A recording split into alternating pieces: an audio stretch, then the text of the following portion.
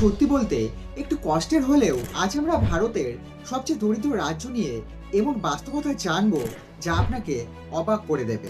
চলো দেখি দরিদ্রের তালিকায় কার নাম সবার ওপরে। জীবনযাপন, আয়, শিক্ষা, শাস্ত্র এসবের সব দিক বিচার করে আমাদের দেশের নীতি আয়োগ NITI তৈরি করে একটি ইন্ডেক্স যার নাম national multi dimensional poverty index. এটা থেকেই বোঝা যায় কোন রাজ্যের মানুষ সত্যি সবচেয়ে কষ্টে দিন কাটাচ্ছে। তো চলো দেখে নিই ভারতের সবচেয়ে গরিব 5টি রাজ্য। 5 নম্বরে রয়েছে ঝাড়খণ্ড। প্রচুর খনিজ সম্পদ থাকা সত্ত্বেও এখানকার মানুষ আজও দরিদ্রের সঙ্গে লড়ছে।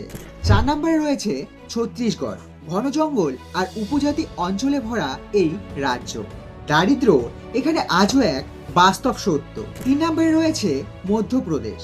ভারতের হৃদয় ভূমি বলা হলেও এখানকার বহু মানুষ আজও মৌলিক চাহিদা থেকে বঞ্চিত। 2 নম্বরে রয়েছে উত্তরপ্রদেশ। দেশের সবচেয়ে জনবহুল রাজ্য হলেও এখানকার এক বড় অংশ এখনো দরিদ্রের বেড়াজালে বন্দী। বেকারত্ব, শিক্ষা, স্বাস্থ্য এই 3 সমস্যাই উত্তরপ্রদেশের বড় বাধা। আর 1 নম্বরে কে রয়েছে সেটা অবশ্যই তুমি ভেবে নিয়েছো। আর এই তালিকার একেবারে শীর্ষে রয়েছে বিহার। দেশের প্রাচীন সভ্যতার কেন্দ্র, জ্ঞানভূমি, তবুও আজ দরিদ্রের অন্ধকারে ঢাকা। বেকারত্ব, অবকাঠামোর অভাব ও শিক্ষার সংকট বিহারকে করেছে ভারতের সবচেয়ে দরিদ্র রাজ্য।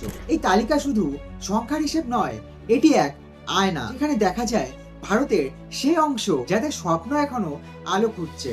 এটা শুধু দরিদ্র নয়, এটা হলো এক অবহেলার ইতিহাস। কিন্তু এখন সামনে নির্বাচন, এখন একটাই প্রশ্ন, এবার কি সত্যি বিহার বদলাবে? যে দল সত্যি বিহারের ভবিষ্যৎ বদলাতে পারবে তাদের হাতে রয়েছে ভারতের আগামী প্রজন্মের ভাগ্য। তুমি কি মনে করো বিহার এবার নিজের কাহিনী বদলাবে? কমেন্টে জানাও তোমার মতামত। আর এমন তথ্যভিত্তিক গল্পের জন্য লাইক করে চ্যানেলটি অবশ্যই সাবস্ক্রাইব করো।